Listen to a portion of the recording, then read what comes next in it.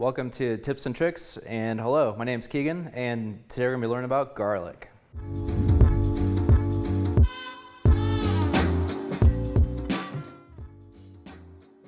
Alright, so today we have two stars of the show. We've got our regular run-of-the-mill garlic, this is pretty familiar, and then we also have one that's probably not so familiar, green garlic. This one's been cured for a little bit, this one's a little bit fresher. The biggest difference is this is going to have a little bit more bite and a richer flavor.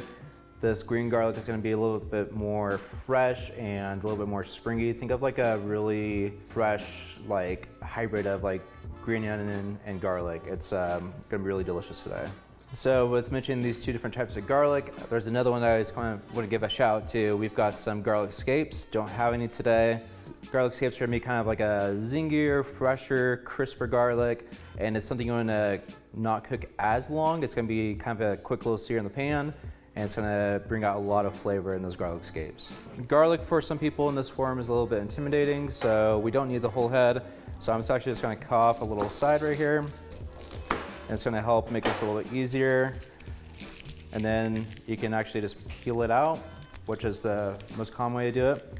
And then we also have this cool little trick that if you put your knife right on top of it, give it a nice little press, and it's going to take all that skin off and pull out the garlic that you need and throw this to the side for the garbage.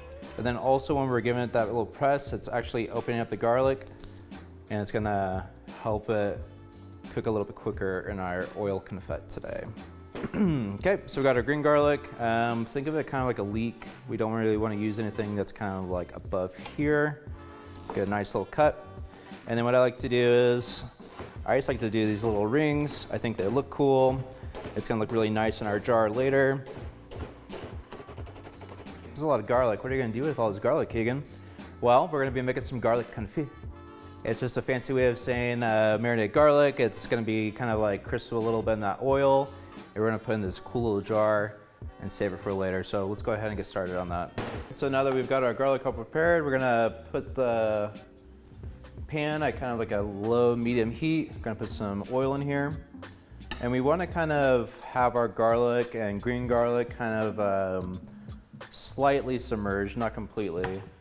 So we're gonna wait till it gets up to temp, and then we'll add in the garlic and then our aromatics. So now that our oil is getting up to temp, we're gonna take our garlic and just put it in there gently. And a good way to tell that it's coming to temp, I have a little tester piece in here. It's got some bubbles going around it, and it's starting to get nice and crisp. We're gonna add some aromatics. So we've got some rosemary, some thyme, and some sage. And we're not gonna cut it up, we're just gonna kind of let it sit on top. And we actually don't want to actually stir those aromatics in. We just want them to kind of sit on top and keep an eye on them. Just a little bit of pepper, a little bit of salt, and this is going to go a lot quicker than you think. So again, be careful. Set those aromatics to the side. We don't want them to stir around. And I'm going to take this green garlic, pop it right in. Again, back in with our aromatics, going to let those sit on top. And the whole reason for the aromatics, just creating some flavor in there with not actually being in our container. So as we get closer to the edge of our confit being ready, this garlic right here is starting to get a little brown and a little bit crispy on this green garlic. So we want it to be kind of a little bit squishy, which we're getting there. Pretty much at the end of what we're looking for. Gonna set those aromatics to the side. If some of it breaks off in there, no biggie. It's gonna taste great later on. Get our little jar ready.